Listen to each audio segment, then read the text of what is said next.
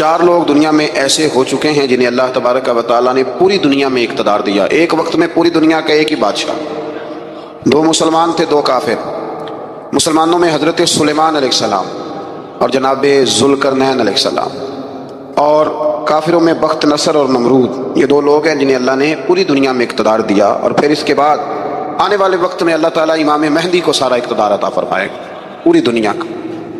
حضرت ذوالقرنین کے بارے میں 2 روایات ہیں، ایک تو یہ ہے کہ وہ نبی تھے اور ایک یہ ہے کہ نہیں وہ ولی تھے، لیکن مجھے حضرت مولا علی شیر خدا رضی اللہ تعالیٰ عنہ کا قول ملا ہے جس میں آپ نے فرمایا کہ نہیں وہ نبی نہیں تھے، تو اس لیے میرا نظریہ یہی ہے کہ وہ اللہ کے ایک نیک بندے تھے۔ اللہ نے انہیں پوری زمین میں اقتدار دیا۔ وہ ایک مہم پہ نکلے، ان کا ارادہ بنا کہ میں ذرا دنیا کا چکر لگاؤں، تو انہوں نے سفر شروع کیا کہ میں دیکھوں ذرا سورج غروب کہاں ہوتا ہے۔ تو فرماتے میں پہنچا، بڑا گیا، لیکن میں اس مقام تک پہنچ گیا جہاں سورج غروب ہوتا ہے، تو پھر میں نے دیکھا کہ ایک سیاہ کنواں ہے جس کے اندر جا کے وہ چھپ گیا ہے، لیکن رب کریم کی اس حقیقت تک میں پہنچ سکا نہیں۔ پھر آپ فرماتے ہیں کہ میں آگے نکلا تو مجھے ایک قوم کے بارے میں بتلایا گیا جو بڑی خونخوار قوم تھی، بڑی خونخوار، اس کو یاجوج اور ماجوج کہا جاتا ہے۔ یہ قوم اتنی خونخوار تھی کہ یہ درندوں کو بھی کھا جایا کرتی تھی، اتنے لمبے چوڑے ان کے قد تھے، اتنے زیادہ طاقتور تھے کہ سانپ اور بچھو بھی کھا جاتے تھے۔ یہ نکلا کرتے تھے سبزے کے دنوں میں تو ساری کھیتیاں اجاڑ جاتے تھے، ہر چیز تباہ کر جاتے تھے، حتیٰ کہ انسانوں تک کو کھا جاتے تھے۔ تو حضرت ذوالقرنین جب وہاں پہنچے، اللہ تبارک و تعالیٰ نے انہیں ان مظلوم لوگوں کا مددگار بنایا جن پر یاجوج اور ماجوج کی قوم ظلم کرتی تھی۔ انہوں نے آپ سے کہا کہ حضور مہربانی فرمائیں، اس قوم سے تو ہماری جان چھڑائیں۔ آپ نے فرمایا تم میری مدد کرو۔ انہوں نے کہا حضور کس طرح؟ فرمایا بس جسمانی طور پر میری مدد کرو۔ تو آپ نے پھر وہاں ایک دیوار بنائی، ایک دیوار، لوہا کاٹ کر، سیسا پگھلا کر، پتھر ڈال کر ایک بڑی موٹی تازی دیوار بنائی، اور اتنی اونچی بنائی، اور پھر اس کے چاروں جانب آگ جلائی تاکہ وہ لوہا اس طرح پگھل جائے کہ وہ دیواروں کے ساتھ چپک جائے، تاکہ کوئی آدمی پیر رکھنا چاہے تو پیر رکھ کے اس پہ چڑھ نہ سکے۔ آپ نے وہ دیوار بنائی۔ اب اس قوم کا حال یہ ہوا کہ وہ اس کے اندر قید ہیں، وہ صبح جب اٹھتے ہیں تو اس کو توڑنا شروع کرتے ہیں، توڑتے رہتے ہیں، تو جب شام ہوتی ہے تو ان میں سے ہر روز ایک شخص کہتا ہے اتنی رہنے دو باقی کل کریں گے، لیکن جب وہ سویرے اٹھتے ہیں تو اللہ تعالیٰ اس دیوار کو پھر سے مضبوط فرما دیتا ہے۔ نبی کریم علیہ السلام نے فرمایا قرب قیامت میں ایک وقت آئے گا، قیامت کے قریب جا کے ایک ٹائم ایسا آئے گا کہ اس مخلوق میں سے ہی ایک شخص پکارے گا اور پکار کے کہے گا کہ اب سو جاؤ انشاءاللہ۔ اللہ ان کی زبان پہ جاری کہے گا اب سو جاؤ اور سویرے انشاءاللہ یہیں سے شروع کریں گے۔ تو فرمایا وہ چونکہ انشاءاللہ کہیں گے تو پھر اللہ تبارک و تعالیٰ اگلے دن اس دیوار کو وہیں پہ رکھے گا جہاں رات کو انہوں نے اسے چھوڑا تھا۔ اگلے دن وہ توڑیں گے تو دیوار ساری ٹوٹ جائے گی، اور پھر اللہ تبارک و تعالیٰ کا فضل ہوگا تو مسلمان کی طرف وہ بڑھیں گے، وہ قتل و غارت کریں گے، پھر سے وہی درندگی کریں گے، تو پھر حضرت عیسیٰ علیہ السلام ان کے لیے دعا کریں گے۔ وہ دعا کا یہ حال ہوگا کہ ان کے وجود پر کچھ ایسی چیزیں برآمد ہوں گی جن کی وجہ سے وہ مر جائیں گے، ختم کر دیے جائیں گے، قیامت کے قریب جا کے وہ دوبارہ آئیں گے۔ اس کے بعد پھر اللہ تبارک و تعالیٰ نے سورہ کہف کی آخری آیات میں 7 سمندر اور ان جیسے اور بھی آ جائیں، فرمایا 7 سمندر ہوں اور ان جیسے اور بھی آ جائیں اور مل کر وہ روشنائی بن جائیں تو میرے رب کے کلمات ختم ہونے سے پہلے سمندر ختم ہو جائیں گے۔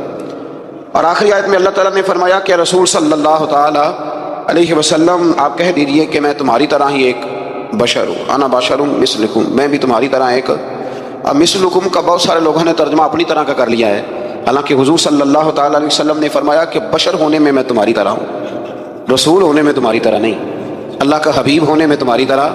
اور وہ یہ جو میں کہہ رہا ہوں نا نہیں، تو یہ صحیح بخاری کے لفظ ہیں، حضور نے فرمایا ایکم مثلی، کون ہے تم میں جو میری طرح ہو، یہ صحیح بخاری کے لفظ ہے۔ اللہ تبارک و تعالیٰ سمجھنے کی توفیق عطا فرمائے۔ پھر اس سے آگے سورہ مریم شروع ہوتی ہے۔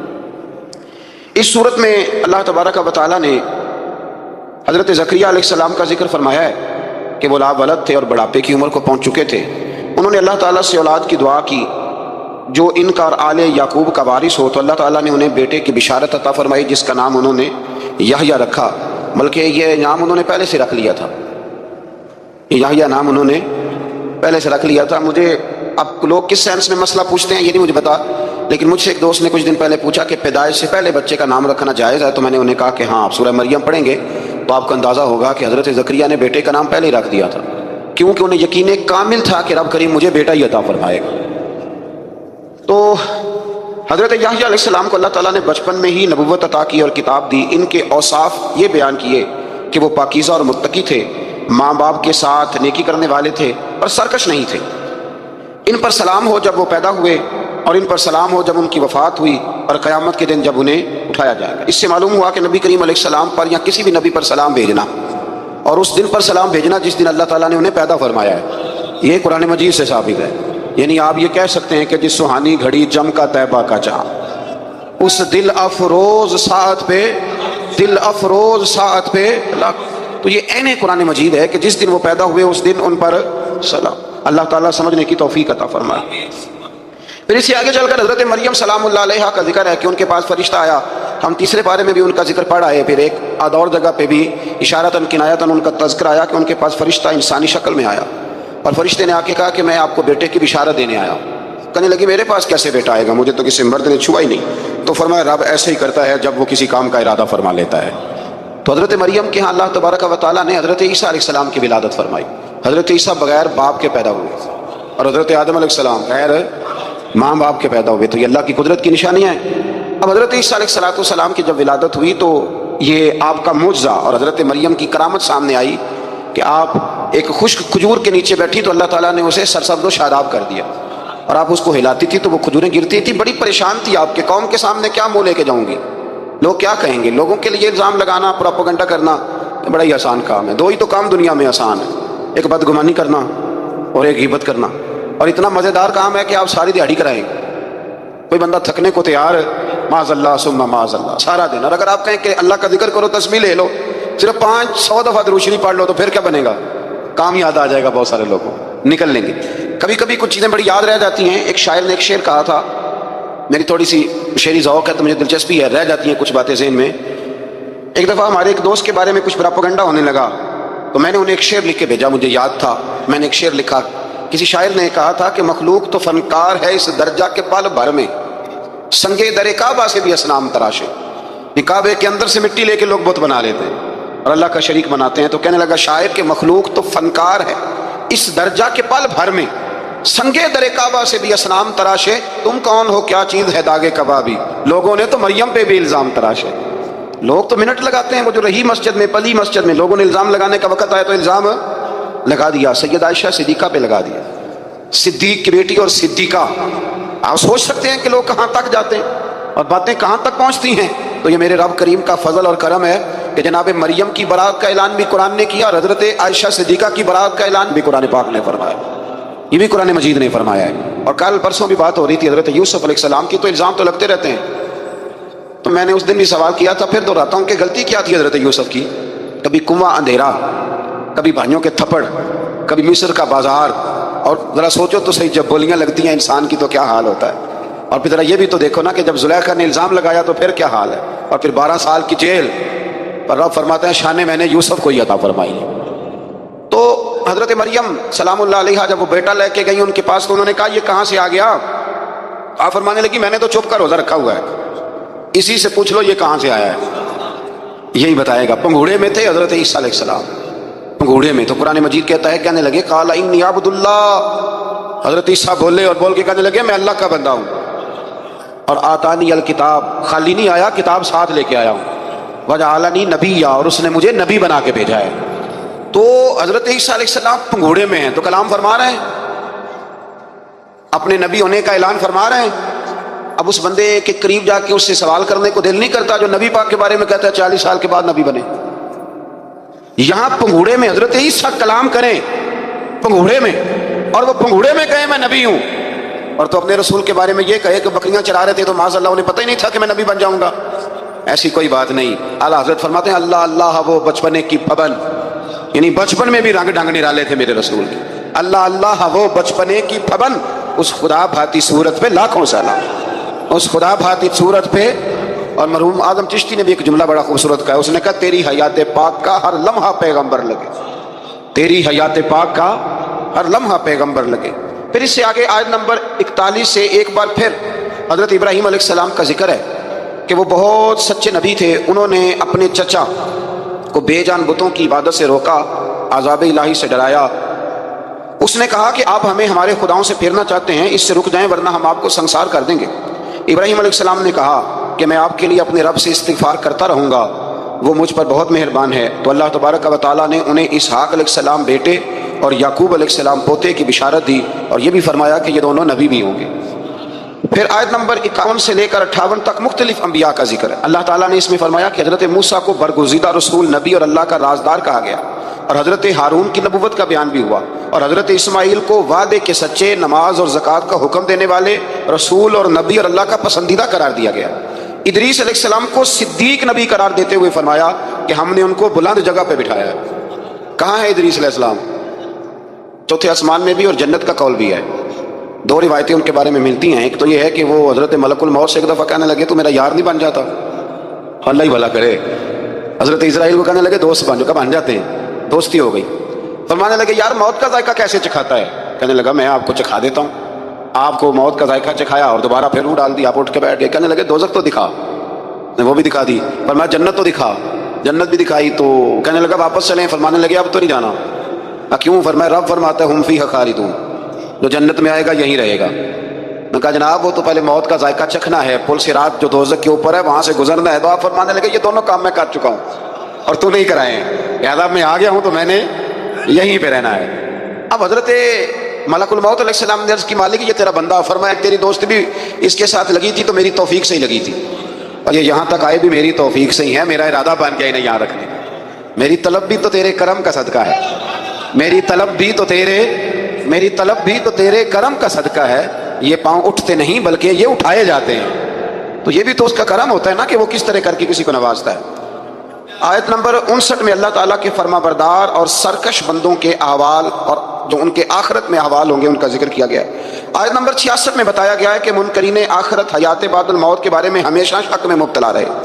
انہیں یقین ہونا چاہیے کہ مرنے کے بعد دوبارہ وہی خالق زندہ کرے گا جس نے پہلی بار بغیر کسی نام و نشان کے پیدا کیا۔ آیت نمبر 76 میں بتایا کہ جو لوگ گمراہی میں مبتلا ہیں ان کے ابتلا میں اضافے کے لیے مہلت کی مدت بڑھا دی جاتی ہے، اور جو ہدایت یافتہ ہیں ان کو مزید استقامت نصیب ہوتی ہے۔ اللہ کے ہاں ثواب اور انجام خیر کے اعتبار سے باقی رہنے والی نیکیاں سب سے زیادہ بہتر ہیں۔ ایسی نیکیاں کریں جو باقی رہیں ہمیشہ، کیا کہتے ہیں، صدقہ جاریہ۔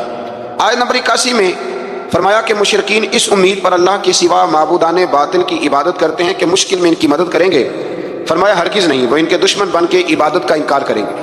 آیت نمبر 88 میں بتایا کہ کفار نے اللہ کی طرف اولاد کی نسبت کر کے نہایت سخت بات کی۔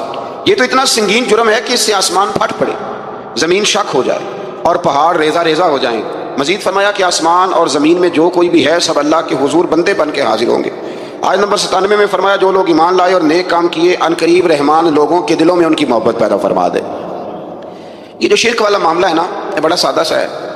کچھ لوگ آج نئے فلسفی اٹھے ہیں تو وہ کچھ عجیب و غریب سی باتیں دہریوں جیسی کرنے لگے ہیں، اور بعض مضامین ہم دیکھتے ہیں تازے جو چھپتے ہیں ان کے اندر بھی وہ اشارتاً کنایاتاً مذہب کی بنیاد پر تقسیم نہیں ہونی چاہیے، انسان بحیثیت انسان قابل تکریم ہے۔ تو ایک بات سمجھ لیں کہ جو مکان کی رجسٹری آپ کے نام ہے اگر کوئی اور دعویٰ کرے اس کا تو آپ کو برداشت ہے؟ یہ ہو نہیں نہ سکتا میاں۔ ملک میں وزیر کئی ہو سکتے ہیں پر وزیر اعظم ایک ہوتا ہے، اس کو سمجھ لیں۔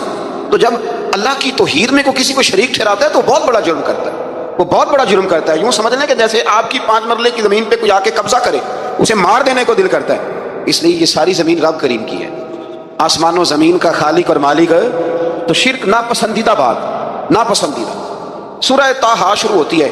اس سورہ طٰہٰ میں نبی پاک صلی اللہ تعالیٰ علیہ وسلم کو رب کریم نے فرمایا کہ محبوب قرآن اس لیے نازل نہیں کیا تھا کہ آپ مشقت میں پڑ جائیں۔ نبی کریم لمبی لمبی نمازیں پڑھتے تھے، لمبی لمبی۔ تو قرآن مجید نے کہا طٰہٰ ما انزلنا علیک القرآن لتشقیٰ، محبوب قرآن اس لیے نازل نہیں کیا کہ آپ مشقت میں پڑ جائیں۔ حضور لوگوں کو بڑی جد و جہد کے ساتھ دین کی طرف بلاتے تھے، تو کہا محبوب قرآن اس لیے نازل نہیں کیا تھا کہ آپ مشقت میں پڑ جائیں۔ آپ تو مشقت کرنے لگ گئے۔ وہ یا رب اپنے محبوب کو کہہ رہا ہے، جیسے سورہ مزمل میں بات ہوئی نا کہ محبوب تھوڑا آرام بھی فرما لیا کر، محبوب تھوڑا آرام بھی فرمائے۔ پھر فرمایا کہ یہ قرآن نصیحت کے لیے نازل ہوا ہے، اور اللہ ظاہر و باطن سب کو جانتا ہے، اور وہ وحدہ لا شریک ہے، اور سارے اچھے نام اسی کے ہیں۔ آیت نمبر 10 میں فرمایا کہ مدین سے واپسی کے سفر کے دوران موسیٰ علیہ السلام اس واقعے کا بیان کیا کہ وہ اپنی جگہ پر رکے ہوئے تھے، تو وہیں انہیں غیب سے ندا آئی کہ موسیٰ میں آپ کا رب ہوں، آپ وادی مقدس میں ہیں تو ادباً اپنے جوتے اتار دیجئے۔ میں نے آپ کو چن لیا ہے، میرے پیغام وحی کو توجہ سے سنیے، میں اللہ وحدہ لا شریک ہوں، میری بندگی کے لیے، میری یاد کے لیے نماز قائم کیجیے، قیامت آنے والی ہے اسی کی طرف آپ توجہ فرمائیے۔ اسی موقع پر آپ کو جو معجزات عطا کیے گئے ان کا بھی ذکر ہے، اور وہ ہم پیچھے بہت ساری جگہوں پہ اس کا ذکر کر آئے کہ اللہ تعالیٰ نے ان کو ایک ایسا عصا عطا فرمایا تھا کہ وہ ایک دم میں ہی بہت بڑا اژدہا بن جایا کرتا تھا، اور پھر حضرت سیدنا موسیٰ علیہ السلام اپنا ہاتھ گریبان میں ڈال کے نکالتے تھے تو آفتاب کی طرح روشن ہو جاتا تھا۔ اقبال کہتے ہیں یدے بیضا لیے بیٹھے ہیں اپنی آستینوں، یدے بیضا لیے، چمکتے ہوئے ہاتھ ہیں ان کے، تو یہ اپنی آستینوں میں چھپا کے بیٹھے ہیں۔ پر اقبال نے یہ ولیوں کے لیے کہا ہے، نہ پوچھ ان خط کا پوشوں کی، ارادت ہو تو دیکھ ان کو، ارادت ہو تو محبت کے ساتھ دیکھ، تنقید کے ساتھ تو پتہ ہے پھر بندے کو کوئی شے نہیں ملتی، آنکھیں گونگ ہو جاتی، ارادت ہو تو دیکھ ان کو، یدے بیضا لیے بیٹھے ہیں اپنی آستینوں میں۔ پھر اللہ تعالیٰ نے نا حضرت موسیٰ علیہ السلام کو حکم دیا تھا کہ فرعون کو دعوت دیں، تو حضرت موسیٰ نے دعا مانگی جو آیت نمبر 25 اور 28 میں موجود ہے، رب اشرح لی صدری ویسر لی امری واحلل عقدۃ من لسانی یفقہوا قولی، اے میرے رب میرے لیے میرا سینہ کھول دے، میرے لیے میرا کام آسان کر دے، میری زبان کی گرہ کھول دے تاکہ وہ لوگ میری بات کو سمجھ سکیں۔ یہ آپ نے دعا فرمائی، اور آگے جا کے مزید آپ نے التجا کی کہ میرے خاندان میں سے میرے بھائی ہارون کو اس مشن میں میرا وزیر بنا دے تاکہ مجھے تقویت ملے، اور اسے میرا شریک کار بنا دیجیے۔ اللہ تعالیٰ نے ان کی اس دعا کو قبول فرما لیا۔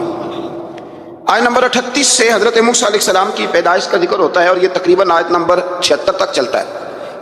واقعہ آپ نے پہلے بھی سنا ہوا ہے، اپنے لفظوں میں بھی عرض کیے دیتا ہوں۔ فرعون کو اس نے وہ خواب دیکھ لیا تھا کہ ایک ستارہ اٹھے گا اور پھر وہ گرے گا تو میری ساری سلطنت کو تباہ کر دے گا۔ نجومیوں سے اس نے پوچھ لیا، اس نے کہا کہ ایک بچہ پیدا ہوگا جو تیری سلطنت کو تباہ کرے گا۔ چاہیے تو یہ تھا کہ وہ توبہ کرتا، لیکن اس نے کیا کیا کہ اس نے بچوں کو قتل کرانا شروع کیا۔ یذبحون ابناءکم، ذبح کرا دیتا تھا تمہارے بیٹوں کو، اور بچیوں کو وہ زندہ رکھتا تھا۔ اللہ تبارک و تعالیٰ کی قدرت دیکھیے، رب بڑا ہی کریم۔ آپ یقین کریں مولا کے دینے کے انوکھے ہی انداز ہیں۔ یعنی حضرت موسیٰ کو طور کے پاس آگ لینے جائیں تو اللہ تبارک و تعالیٰ پہلی وہی فرما کے نبی بنا لے، بھائی حضرت یوسف کو کنویں میں ڈالیں تو رب وہاں سے نکال کے مصر کا حکمران بنا دے۔ وہ بڑا ہی بے نیاز ہے، مولا کے دینے کے انداز بڑے ہی انوکھے ہیں، وہ بڑے انوکھے انداز میں نوازتا ہے۔ تو حضرت موسیٰ جب پیدا ہوئے تو ان کی والدہ نے پتہ کیا کیا، ان کو ایک صندوق میں بند کر کے دریا میں بہا دیا۔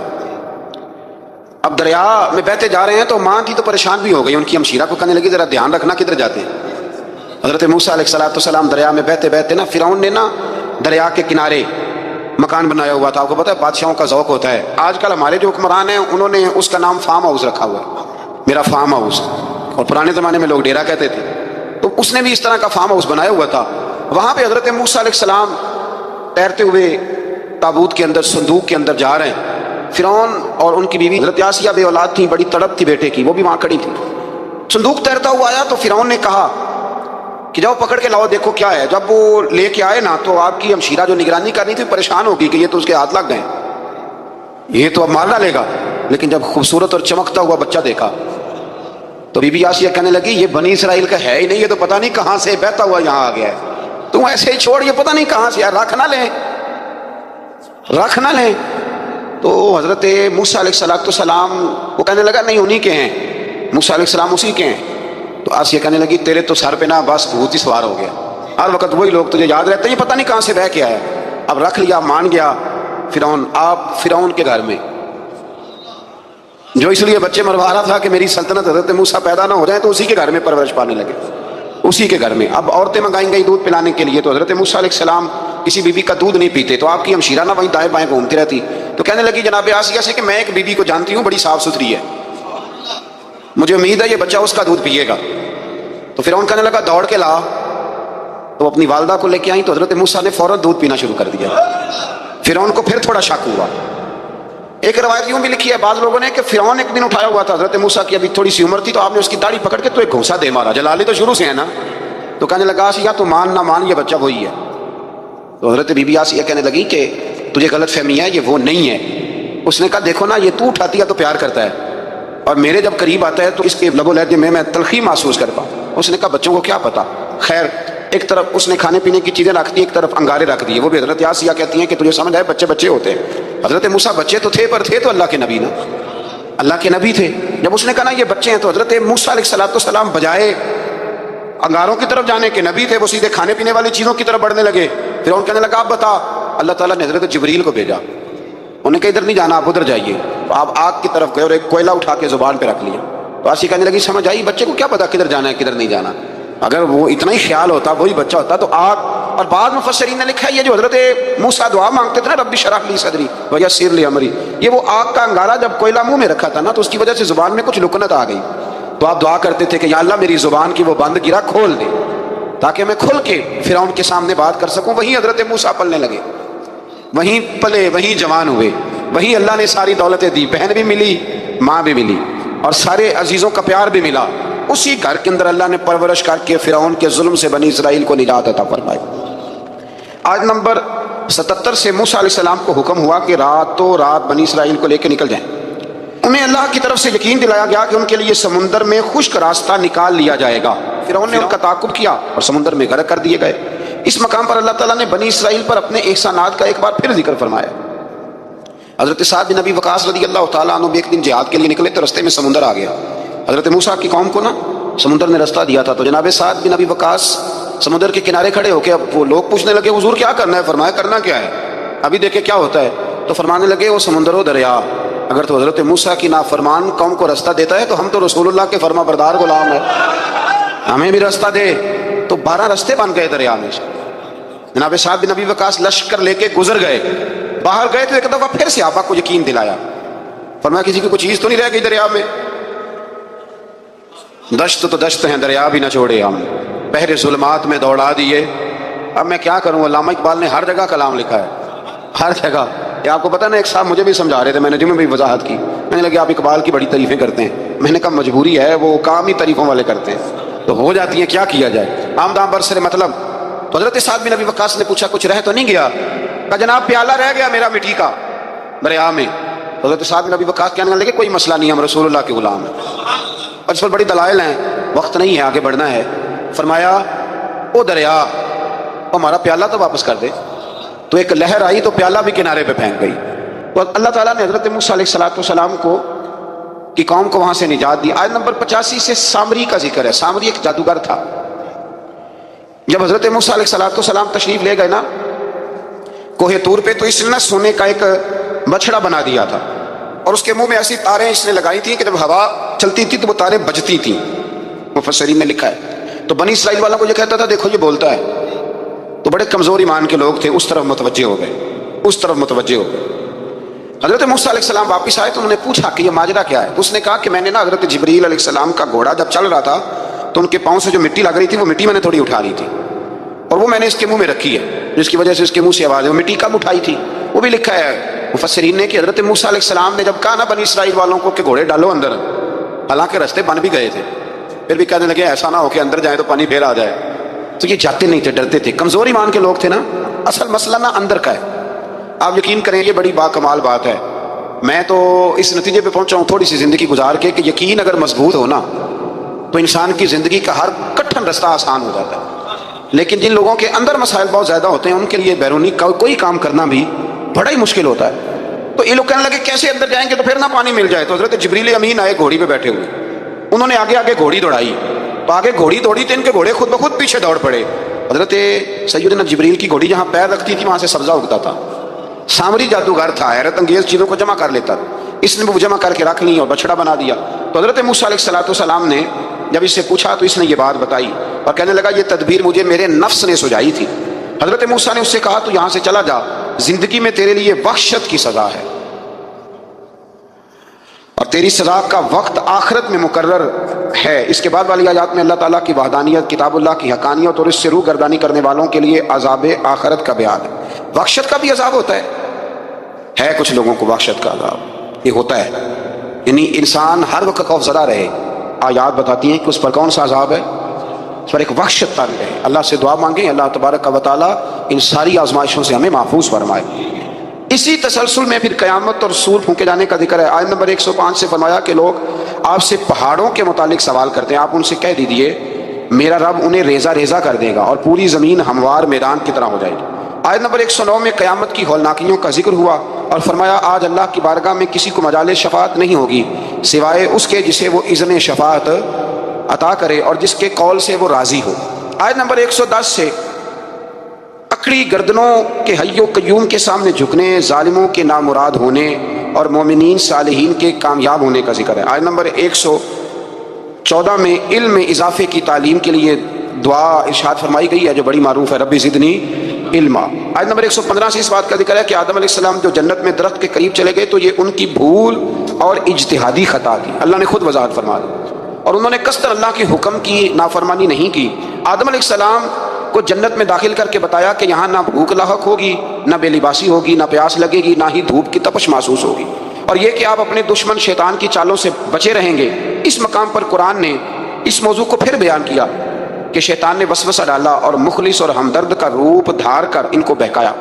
انہوں نے ممنوع درخت سے کھا لیا سو ان کے ستر کھل گئے اور جنت کے پتوں سے اپنے ستر کو ڈھانپنے لگے، پھر اللہ نے ان کی توبہ قبول کی اور جنت سے زمین پر بھیج دیا۔ آیت نمبر 124 سے اللہ تعالیٰ نے فرمایا جو ہماری یاد سے غافل رہے گا ہم اس کے لیے معیشت تنگ کر دیں گے، ومن اعرض عن ذکری فإن له معیشۃ ضنکا، جو ہماری یاد سے غافل ہوگا اس کے لیے زندگی اس پر اللہ تبارک و تعالیٰ ہر وقت اپنی یاد کی توفیق عطا فرمائے۔ آیت نمبر 130 سے اللہ تعالیٰ نے ارشاد فرمایا ان کی باتوں پر صبر کیجیے، سورج کے طلوع اور غروب ہونے سے پہلے اپنے رب کی حمد کے ساتھ تسبیح پڑھتے رہیے، اور رات کے بعض اوقات میں اور دن کے حصوں میں بھی تسبیح پڑھتے رہیے تاکہ آپ کا رب راضی ہو جائے اور آپ بھی راضی ہو جائیں۔ مزید فرمایا کہ اپنے اہل خانہ کو نماز کا حکم دیں اور خود بھی نماز پر قائم رہیں، اور نیک انجام صرف تقوی پر کاربند لوگوں کے لیے۔ کفار قریش کے عذاب کے مطالبے کے جواب میں فرمایا کہ ان سے پہلے لوگوں کو اللہ نے ہلاک کر دیا تھا اور عذاب کا وقت مقرر ہے، اگر ہم رسول بھیجنے سے پہلے ہلاک کرتے تو یہ لوگ کہتے کہ ہمارے پاس عذاب سے پہلے رسول کیوں نہیں بھیجا، ہمیں کوئی سمجھا لیتا، ہم نہ یہ کام کرتے۔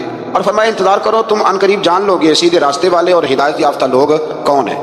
قیامت میں اللہ تعالیٰ مجرموں کو حساب لے گا تو کہیں گے یا اللہ ہم تو تھوڑی دیر کے لیے تو گئے تھے، وہ پل بھر کے لیے گئے تھے، جھوٹ بول دیں گے تو اللہ فرمائے گا یہ تو تمہاری پرانی عادت ہے، یہ پرانی عادت ہے مجرم کی، کہ مجرم کیا کرتا ہے، جھوٹ بولتا ہے۔ نماز کیوں نہیں پڑھتے، کہتے کپڑے نہیں پاک، آؤ پھر ہوٹل پہ کھانا کھانے چلے تو کہتا میں ذرا بدل کے آیا۔ یعنی مجرمانہ سوچ ہے نا، غفلت کی سوچ، اور پھر اس پر دلائل دینا۔ یعنی آپ کسی سے پوچھیں نماز پڑھتے ہو، کہتے ہیں حضرت صاحب جھوٹ نہیں بولنا، میں فجر کی پڑھتا ہوں باقی نہیں پڑھتا۔ میں نے کہا بڑا سچا ہے بھائی تو، یعنی میں جھوٹ نہیں بولتا۔ خدا کے بندے اتنی ٹھٹائی سے تو بات کر رہا ہے، اتنی ٹھٹائی سے۔ اور ایک بات آپ کو بڑی ذمہ داری سے عرض کرنے لگا ہوں، ذرا میری بات کو سمجھنا، اگر آپ 4 دن مسلسل گھر نہ جائیں، آپ کی بیوی شور کرتی ہے کہ نہیں کرتی؟ یہ ویسے بھی غیر اخلاقی بات ہے، آپ کی ذمہ داری نہیں ہے آپ کا گھر، وہ 4 دن مسلسل آپ باہر رہیں بغیر کسی وجہ کے تو شور اٹھتا ہے کہ نہیں؟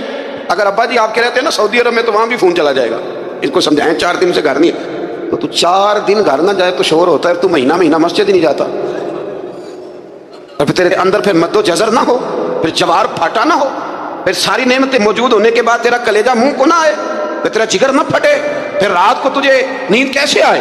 اس لیے کہ تو نے وہ اپنے اندر کے ساتھ دھوکہ شروع کر دیا، تو وہاں گیا ہی نہیں جہاں سے تجھے 5 وقت آواز آتی ہے، تو توجہ ہی نہیں کی۔ اس لیے سمجھ لیں کہ جو اندر بے چینی ہے اس کا کوئی نہ کوئی سبب ہے، کہیں نہ کہیں تو ہم نے غلطی کی ہے، کسی نہ کسی جگہ تو کوئی معاملہ ایسا ہے۔